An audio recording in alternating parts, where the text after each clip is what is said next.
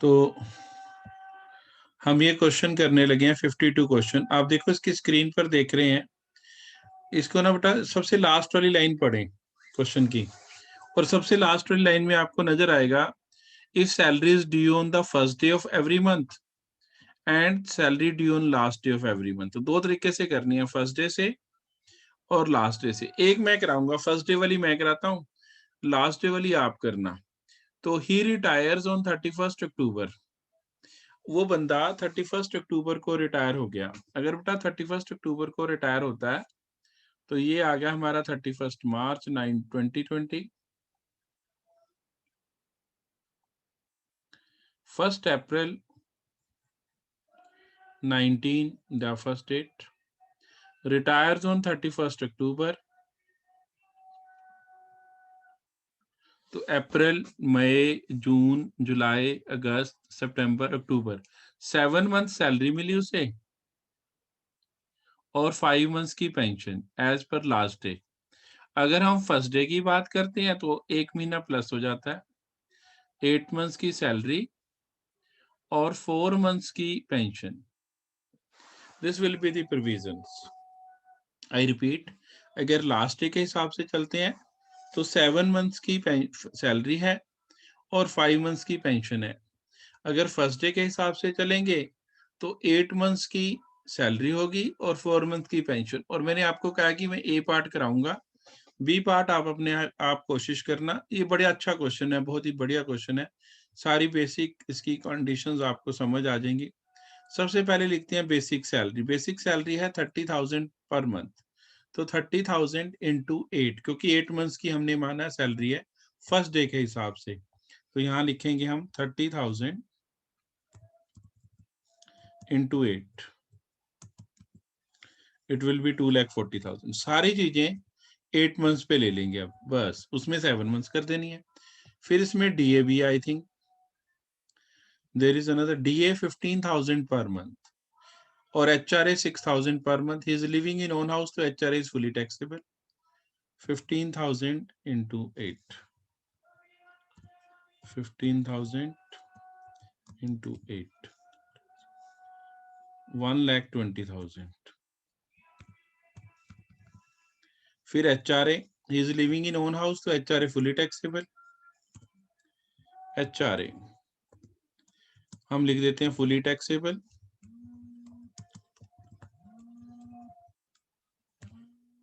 Fully taxable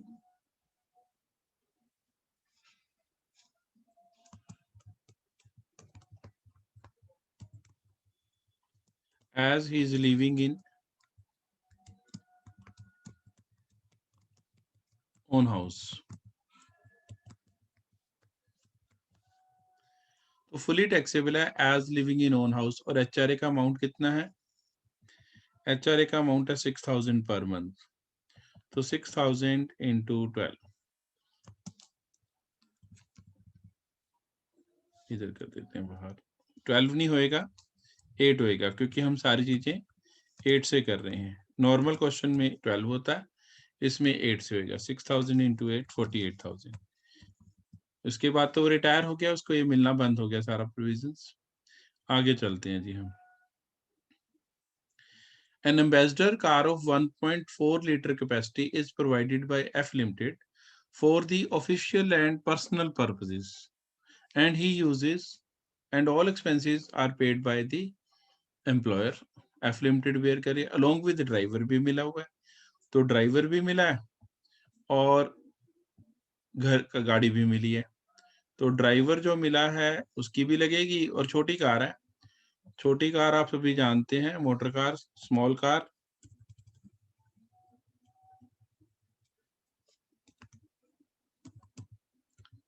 small car, तो small car है तो 1,800 per month into 8, 1,800 into 8, it will be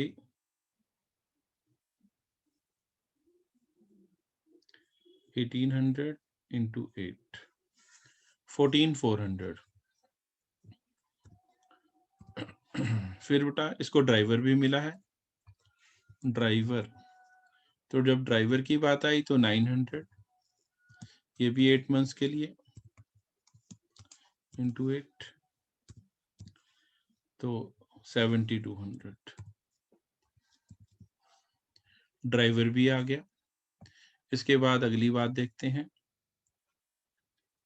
He contributes 10% of salary to recognize provident fund and another 10% voluntary contribution to the fund. ये contribute करता रहे, जितना मर्जी करे, मुझे उससे कोई लेना देना नहीं है। कंट्रीब्यूट कर भी जितना मर्जी कर, आई एम नॉट कंसर्न, अपनी सेविंग्स है तेरी, जो मर्जी कर सकता है। द कंपनी कॉन्ट्रीब्यूट्स, हाँ ये आएगा, company contributes 15% of salary, employer's contribution to RPF minus 12% of salary, ये हमने सीखा है। एम्प्लॉयर्स कॉन्ट्रीब्यूशन टू आरपीएफ ये आ गया हमारा, हम यहाँ लिख लेते हैं 15% ऑफ सैलरी 1 कर लेते हैं। तो 15% क्वेश्चन में दिया है, 15% ऑफ सैलरी 1 और माइनस 12% ऑफ सैलरी 1, ये लिमिट है हमारे एक्ट की। तो सैलरी 1 निकालते हैं। बेसिक सैलरी 240, डीए के लिए कुछ नहीं लिखा, तो इसका मतलब DA does not enters into पे। हम 240 का ही 15% करेंगे। 240 का 15%, it will be 36,000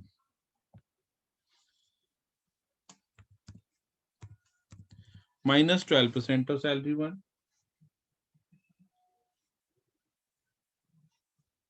it will be 28,800.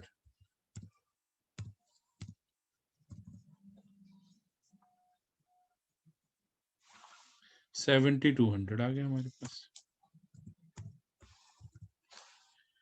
तो employer's contribution to RPF minus 12% of salary 1, ये हमारा प्रोविजन जो है हमारे प्रोविजन के अकॉर्डिंग था, वो कर दिया।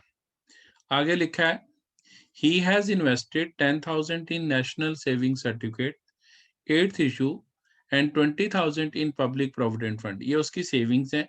एम्प्लॉय सेविंग करे कोई दिक्कत नहीं, हमें करता रहे, हम nothing is going to be taxable with him. आगे आ जाता है हमारे पास, he paid 7,000 towards life insurance premium on a policy office for a sum of 50,000। life policy was taken in, ये भी उसकी सेविंग्स है, ये भी नहीं कंसीडर करेंगे। Payment of personal bills to the extent of 6,000 for the year was reimbursed by the employer। ये obligation of employee met by employer है। personal bills of the employee met by employer, obligation fully taxable। personal bill of employee paid by employer, this will be 6,000 fully taxable। then the company provided a sweeper, gardener and watchman to him। घर की position देखो, घर किसने दी है, घर के बारे में कुछ नहीं लिखा, एचआरए मिला, तो हाउस रेंट अलाउंस मिला, तो gardener is fully taxable. Personal cook इकट्ठे ही लगा देते हैं, watchman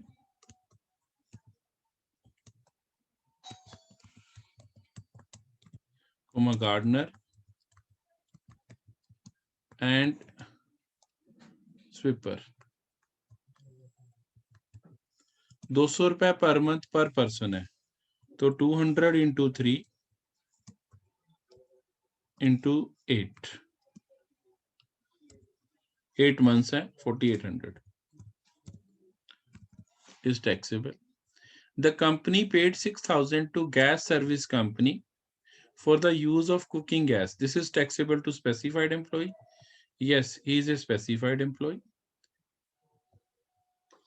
gas bill paid by the company, gas bill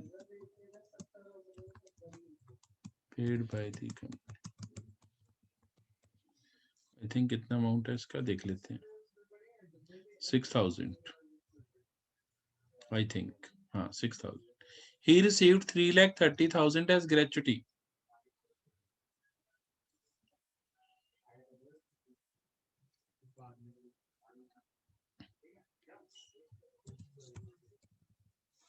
ये 6,000 आ गया।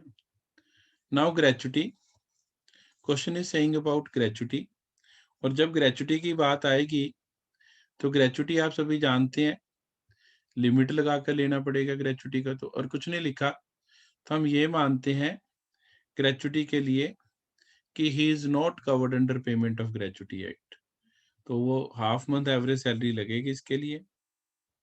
ग्रेचुटी का प्रोविजन लगाएंगे, ऊपर वाले क्वेश्चन से ले लेते हैं, ये रहा, ये वाली ग्रेचुटी की लिमिट्स लगा लेते हैं पूरा का पूरा।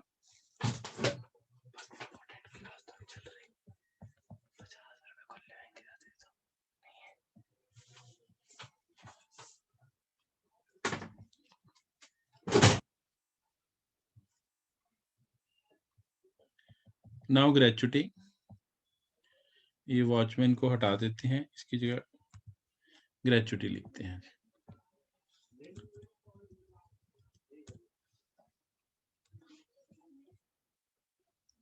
तो ग्रेचुटी की प्रोविजंस पढ़ते हैं, कितनी ग्रेचुटी मिली है, फिर लिमिट्स लगा लेते हैं। ग्रेचुटी मिली है 3,30,000। ही रिसीव्ड ग्रेचुटी, और लिखा कुछ नहीं, तो हमने यही अज्यूम किया कि he is not covered under gratuity act.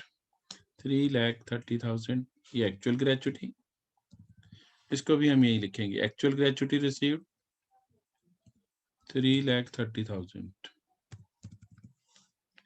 20 lakh is a statutory limit for whole year.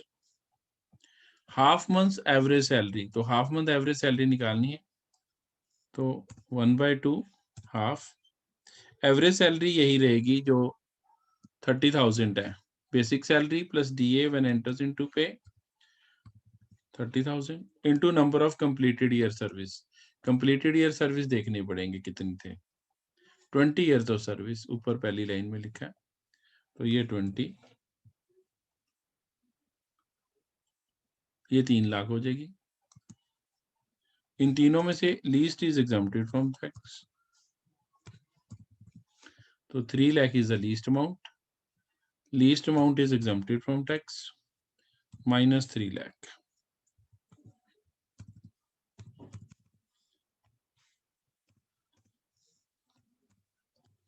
ये लो जी 30,000 आ गया gratuity.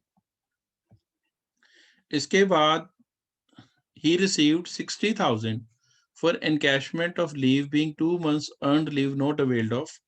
As per the rules of company, he was entitled to half month leave for every year of service. During his service, he has availed leave for 8 months. Leave encashment आ गया, leave encashment की limit लेके आते हैं ऊपर से, ये आ गई लीव इनकैशमेंट, इसकी limits.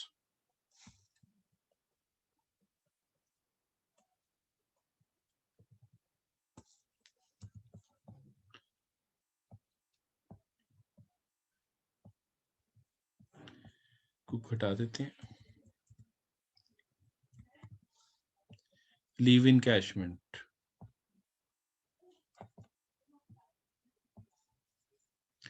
Actual leave encashment received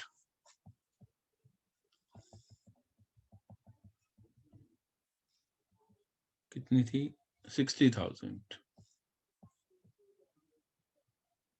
actual leave encashment 60,000। Notified limit 3 lakh, 10 into average salary is 30,000, ये हम पहले ही निकाल चुके हैं, दिस इज 3 लाख।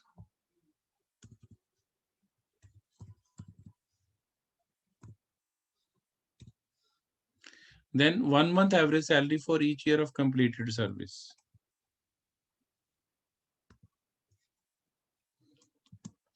तो 1 month 20 ईयर सर्विस करी, 20 इंटू 1 20 months, 20 months में से उसने लीव अवेल करी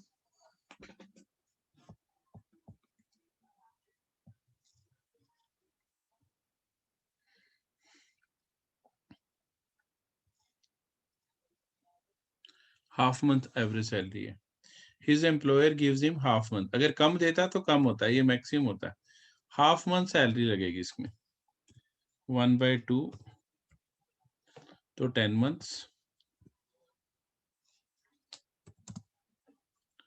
10 month मैक्सिमम, 10 months में से 8 months की लीव उसने अवेल कर ली, now he is left with 2 months only,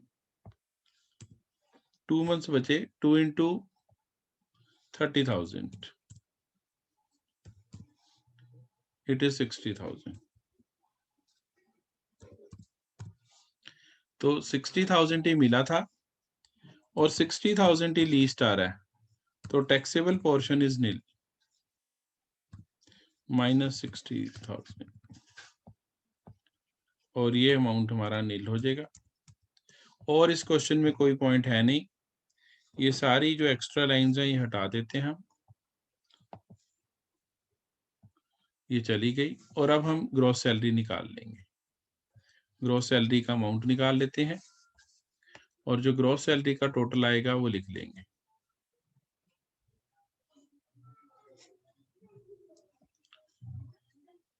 $240, $120, $360 plus $48 plus $14,400 plus $7,200 plus $10,800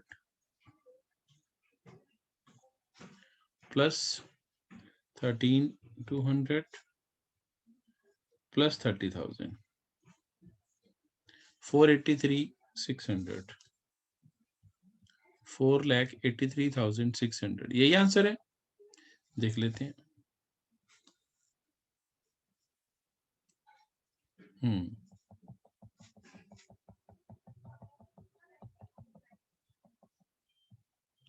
4,83,600 minus standard deduction लगेगी, आप सब जानते हैं। तो सैलरी इनकम आ जाएगी 4,33,600। दैट्स इट, ये हमारा क्वेश्चन है थोड़ा सा। तो 38 क्वेश्चन में बट दो दिक्कतें हैं जिसके कारण ये क्वेश्चन मैंने चूज किया है करने के लिए। एक तो इसमें लीव अवेल्ड नहीं गिवन, लीव अवेल्ड निकालनी है। पहले से अभी भी क्वेश्चन किया तो लीव अवेल्ड गिवन थी, इसमें एक तो लीव अवेल्ड निकालने, दूसरी इसकी एवरेज सैलरी में प्रॉब्लम है। He retired from service on 13 February, और एक्ट कहता है अगर बंदा बीच में छोड़ दे, बीच में सैलरी आ जाए, तो आपने वो जो 13 डेज लेने हैं वो 13 डेज भी काउंट करने हैं, क्योंकि including the day of retirement माना हमने। 20 ईयर सर्विस है, ये हम बाद में लगाते हैं लिमिट्स, तो पहले हम निकाल लें उसकी सिस्टम निकाल लें। तो बेटा ऐसे बना सकते हो आप, अगर आपको कहीं दिक्कत आए ना ज्यादा सारी चीजें, तो ये मैंने एक और इजीएस्ट तरीका निकाला है चीज को करने का। ये 10 मंथ सैलरी लेनी है तो 10 कॉलम बना लो अपने।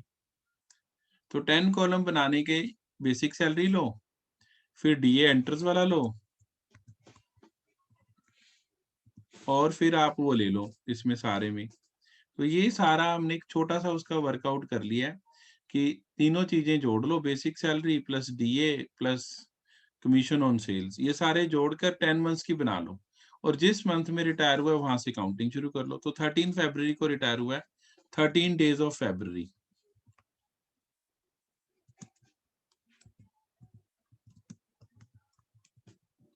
ये 13 डेज ऑफ फरवरी हो गए।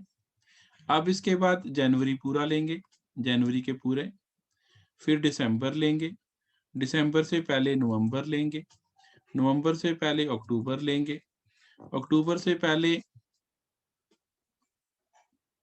सितंबर लेंगे, सितंबर से पहले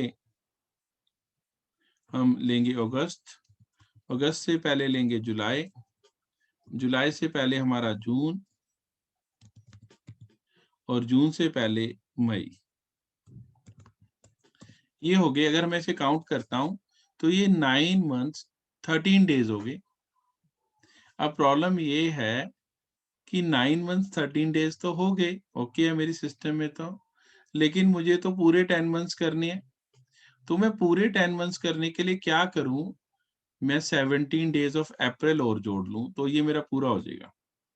तो मैं क्या करता हूं, यहाँ लिखता हूं 17 डेज ऑफ अप्रैल, इसकी भी सैलरी लेनी है।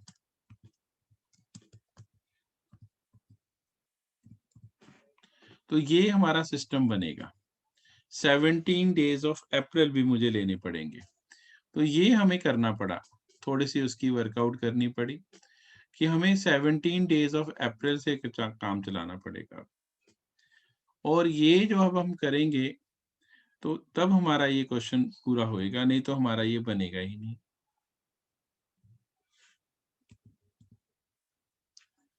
तो अब हम करते हैं सैलरी। तो देखिए सैलरी कहाँ से कहाँ तक थी। His salary for the calendar year 2019 was 11,000। पूरे कैलेंडर ईयर में उसकी सैलरी 11,000 थी और उसके बाद इट वाज रेज टू जनवरी में 12,500 कर दी गई। तो हम ये दिसंबर से पीछे चलते हैं। 11,000, इधर भी 11,000, इधर भी 11,000,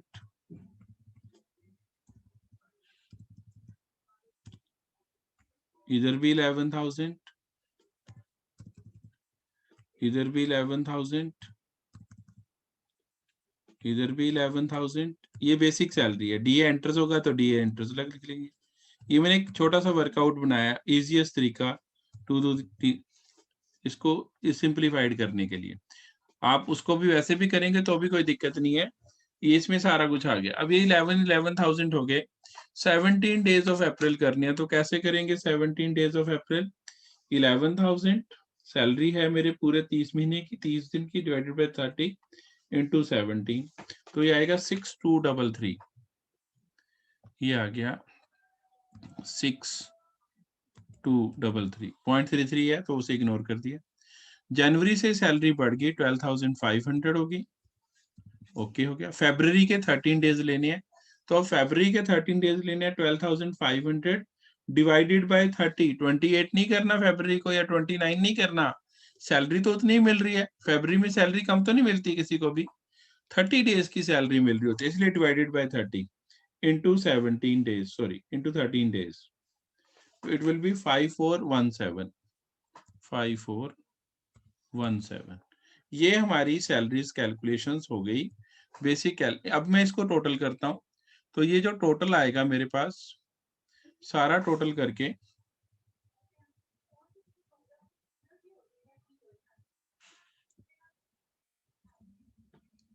इसका टोटल किया मैंने, और ये जो टोटल आया मेरे पास, that total comes out to B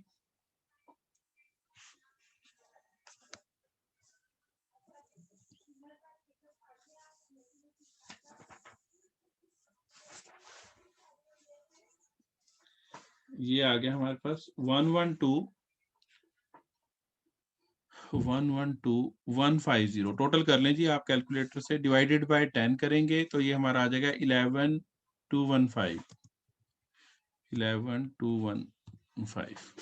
तो 11,215 this is our average salary. ये निकाल ली हमने, पहले ये निकाल लेनी है। सबसे इंपॉर्टेंट पार्ट था ये एवरेज सैलरी निकालना, वो हमने निकाल ली एवरेज सैलरी। अब हम इसको लिमिट्स को लगाते हैं। तो एवरेज सैलरी तो मेरी निकल आई। अब हम इसको लिमिट्स में लगाते हैं। एक्चुअल लीव इनकैशमेंट 180, ओके है, ये तो सेम थी, लिखा हुआ है he received 1,80,000। Notified limit 3 lakh, ये भी सेम है, इसमें भी कोई दिक्कत नहीं है। Then 10 months average salary, 10 into average salary अभी हमने निकाली 11,215। तो ये आ गई हमारे पास 11,2,150। ये भी आ गया। अब आ गया 1 मंथ सैलरी, कितने साल सर्विस की उसने। He has served 20 years and his employer allows him 45 days। तो 20 years है इंटू 1 month, 20 months हो गए। Minus leave availed by the employer. ये लीव अवेल्ड गिवन नहीं है, मैंने कैलकुलेट करी है। मैं यहाँ पर स्टार मार्क कर देता हूँ, ये मैंने कैलकुलेट करी है, अभी कैलकुलेशन सिखा देता हूँ। 15 months और ये 5 months हमारे बच गए बैलेंस। 20 years टोटल अलाउड थे, 20 में से लीव अवेल्ड कर ली 15 months की, तो 5 months रह गए। Into average salary, average salary is 11,215। It will be 56,075। 56,075 ये हमारा लीस्ट अमाउंट आ गया। इन तीनों में से यही एग्जाम्प्ट होएगा 56,075। तो ये हमारे पास आ गया taxable amount 1,2,3,925। This is the taxable amount of leave encashment. तो ये 15 मंथ्स कैसे आए वो निकालने लगे हम। How we calculated these 15 months, आपकी स्क्रीन पर देखना जरा ध्यान से। उसका एम्प्लॉयर उसे 20 ईयर्स उसने सर्विस करी, उसका एम्प्लॉयर उसे 45 डेज की सैलरी अलाउ करता है ईच मंथ के लिए। तो 45 इंटू 20 ईयर्स, उसके टोटल हो गए 900 डेज। 900 डेज को डिवाइडेड बाय 30 कर देता हूँ, क्योंकि 30 डेज इन ए मंथ होते हैं। तो जो उसकी सैलरी की एंटाइटलमेंट रहेगी टोटल, वो रह गए 30 मंथ्स। उसका एम्प्लॉयर उसे 30 मंथ्स की लीव देगा टोटल। अब पहली लाइन द्वारा पढ़ो, and received 1,80,000 as leave encashment for 15 months. 15 महीने की उसे लीव इनकैशमेंट मिली है 15 मंथ्स की, मतलब उसके बैलेंस में 15 पड़े थे, तो 15 मंथ्स एम्प्लॉयर के हिसाब से उसके बचे पड़े हैं। 30 टोटल एंटाइटलमेंट थी, 15 उसके एम्प्लॉयर ने उसे दिए हैं, तो जो बचे लीव थे वो उसने यूज कर लिए। तो ये जो 15 मंथ्स हैं वो ये हमने वर्कआउट करे हैं। दीज इज 15 मंथ्स, ये जो हमने स्टार मार्क किया वो यहाँ से निकला है। आई रिपीट, दोबारा से समझना, इसको हटा देता हूँ, दूसरे तरीके से करते हैं। उसका एम्प्लॉयर उसे देता है 45 डेज, तो 45 डेज को अगर मैं मंथ्स में कन्वर्ट कर लूँ शुरू से ही, तो ये हो गया 1.5 मंथ्स की लीव उसको देता है, वो अलाउ करता है कैरी करने के लिए। 20 ईयर सर्विस करा, 20 इंटू 1.5 मंथ्स, तो total entitlement to the employee of leave encashment is 30 months. 30 में से उसके बैलेंस में पड़े हैं अभी 15, वो पहली लाइन में लिखा है, he has encash leave for 15 months. तो जो बाकी रह गए balance 15 months, this is leave availed by the employer. ये 15 यहां से लिया बेटा हम, दिस इज द केस जो हमने किया। ग्रेचुटी निकालने के लिए पहले देखना है he is covered under payment of gratuity और नोट। देखो जी, he is covered under payment of gratuity act और नोट, लिखा है कुछ? क्वेश्चन पढ़ते हैं। क्वेश्चन पढ़ने से मुझे ये क्लियर हो गया कि उसका ग्रेचुटी एक्ट में तो वो कवर्ड नहीं है। तो जब ग्रेचुटी एक्ट में कवर्ड नहीं है तो ग्रेचुटी एक्ट की लिमिट्स ले आते हैं, जो विदाउट ग्रेचुटी है, ये लिमिट्स लगेंगी उसको। ये उठा लेते हैं,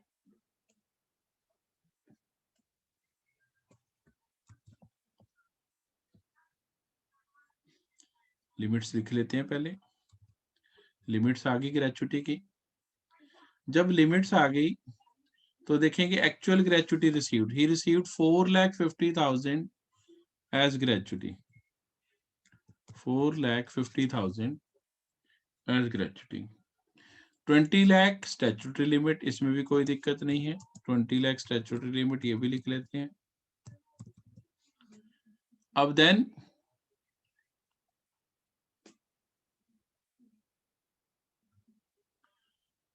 अब उसकी जो निकालनी चीज है वो है एवरेज सैलरी निकालनी, क्योंकि ये लिमिट तो लग ही जाएगी। देखो मैं आपको बताता हूँ, 1/2 तो फॉर्मूले में है, ये लिखा दिया 1/2, फिर multiplied by number of completed year service करना है। कंप्लीटेड ईयर सर्विस हमें मिल जाएगी, ऊपर लिखा होएगा 32 years 7 month and 21 days service. तो इसका मतलब हुआ अगर ग्रेचुटी एक्ट होता तो 33 कर लेते, लेकिन अब ये ग्रेचुटी एक्ट नहीं है, तो ये तो विदाउट ग्रेचुटी एक्ट की लिमिट है। तो अब हम इसमें लगाएंगे 32 ईयर्स, रहेगी एवरेज सैलरी। एवरेज सैलरी का ही चक्कर है, और एवरेज सैलरी का बेटा मैंने आपको बताया था कि जब ज्यादा दिक्कतें आ जाए एवरेज सैलरी में, ये वाला टेबल उठा लो, ये वाला टेबल अब काम आएगा इसमें एवरेज सैलरी निकालने के। ये यहाँ पर लगा दिया हमने। अब इसमें सैलरी डाल लेते हैं 10 मंथ्स की, मंथ्स काउंट कर लेते हैं बैकवर्ड, हटा दिया ये। अब आप देखें ही रिटायर्स कौन से मंथ में रिटायर हुआ वो देखना पड़ेगा। ही रिटायर्स ऑन अक्टूबर, यहाँ excluding the month of retirement है, तो अक्टूबर छोड़ देना बेटा, we will take it from September. तो सितंबर, सितंबर से पीछे अगस्त, अगस्त से पीछे जुलाई, जुलाई से पीछे जून, जून से पीछे मई, मई से पीछे अप्रैल, अप्रैल से पीछे मार्च, मार्च से पीछे फरवरी, फरवरी से पीछे जनवरी और जनवरी से पीछे दिसंबर।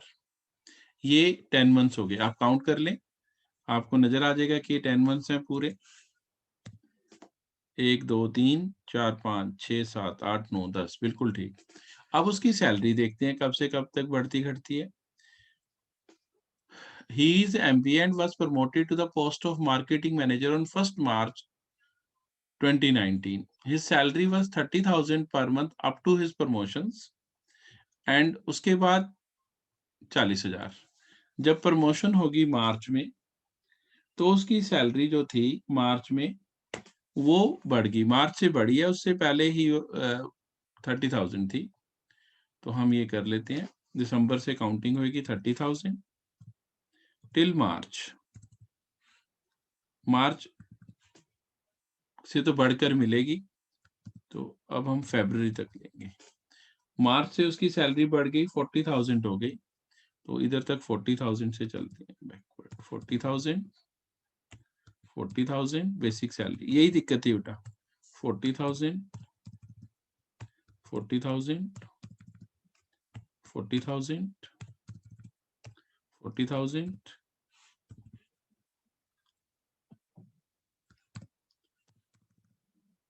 40,000, 30,000, 30,000, 30,000, तो इट विल बी 30,000। 90,000 ये हो गया और 280 हो गया, 370 टोटल इधर लिख लेते हैं, 3,70,000। ये बेसिक सैलरी होगी। डीए के बाद में भी कह रहा है कुछ। DA 20% of his salary and 50% of it enters into pay for retirement benefits। तो टोटल का करना है, टोटल का कर लो।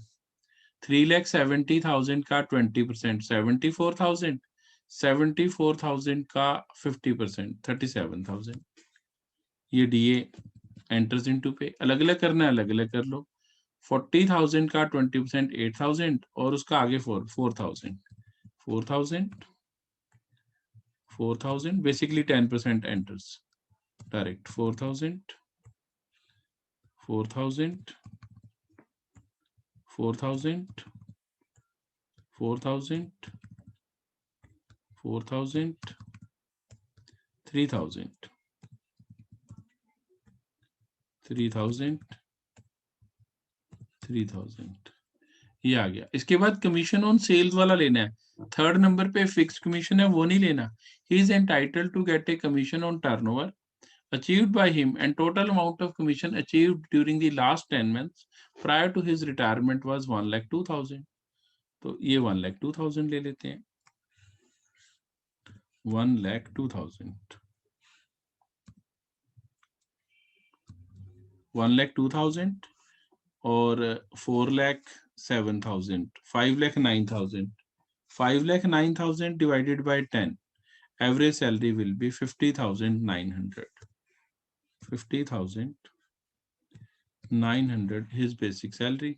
ये जो एवरेज सैलरी आएगी, अब इसको हम सॉल्व करते हैं। तो सॉल्यूशन करते हुए जो हमारा अमाउंट आएगा दैट विल बी 50,900 into 16, 8,14,400।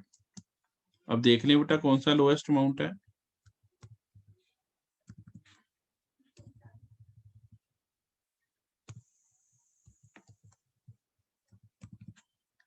तो इसके बाद हम लिखते हैं least is exempted.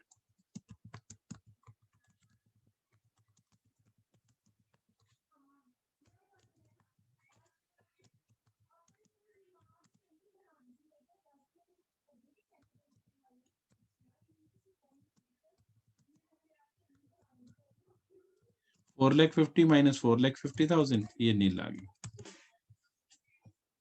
That's it. ये थोड़ा सा बस इसमें दिक्कत थी, वो थी हमारी एवरेज सैलरी निकालने में। और मैंने आपको एक और तरीका बताया एवरेज सैलरी निकालने का। अगर ज्यादा दिक्कतें आ जाए तो